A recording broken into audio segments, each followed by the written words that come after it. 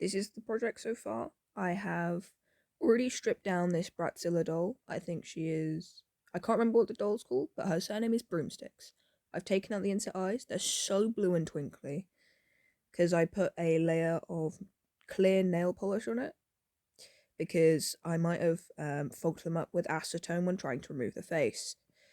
The entire back of the head is open because it was so much effort to get them out. It was unbelievable. That's my sketch so far. I'll put the digital version here, which looks so much better because I need the colours. That's what I've done so far without you, but let's have a look at my fabric stash, see what I've got. So I've had a look at my fabric stash, and this is what I've got so far that matches the colour scheme. Most of this is from the scrap store. The felt I'm a bit uncertain on. I don't have any good yellow fabric, so it might look a bit stiff and messy. This is what I've got so far, but there's a good chance it'll change as I go through the project. For this face up, I used mostly acrylic paint for that white base. That is all eyeshadow, and the paint is mostly from Posca's as they have the best colours for this in my opinion. Here's the finished face up. I made a slideshow of how I prepared doll hair. First I cut up the yarn, then I unwind the yarn, I straighten it, and then I brush through it with a pet comb with all that fluff coming out. There are definitely better yarn doll hair making tutorials, but this is what I do. Next I started sewing the top. These are the sleeve patterns, and this is the top. Basically I just freeballed it and hoped it went well. I didn't record much of it because recording your sewing is really rough and it really makes it a lot more difficult to actually show. Eventually I got to this point, ruffled the sleeves before reaching this final result.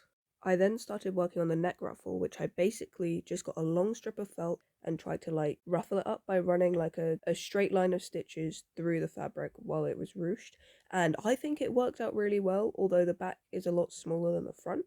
Then I started work on the boots, which basically I made simple go-go boots from air dry clay and then painted them afterwards once they were fully dry, which took a couple days. And this is the shoes painted. From here on out, it's very much a slideshow. So this is how I did the hair.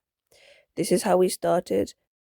First I added the pink wefts for the pigtails and fringe, then with a circle of straightened wefts, all pointing away from the centre point, pulled together to make the pigtail, which I teased out and used a small razor, and adding the fringe and hairspraying it down. Next I made a simple circle skirt out of felt with a ruffle, with a pink ruffled petticoat to add some volume to the skirt. The point of no return for me truly was when I decided to add the nosebleed, because then I got a bit trigger happy and added blood to everything. Everything, there's so much blood. I splattered most of the blood on the dress, painted the ones on the face, and even used a bit of a spray bottle with watered down paint for the rest of it. Here are the hand sculpted and painted earrings on little chains stabbed into the pre-made earring holes.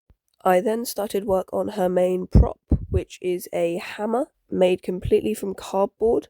The stick is a paper straw that I have put a wooden chopstick inside for some stability. I then proceeded to paint and finish it completely off camera, I'm very sorry. And with that, I am done with her. Here are some final reveal shots I took in my room. I'm really happy with how I edited these. I have decided on the name Quinn for them, because, Harlequin. But that's all I have left to show you. I appreciate you watching to the end of this so much, and have a wonderful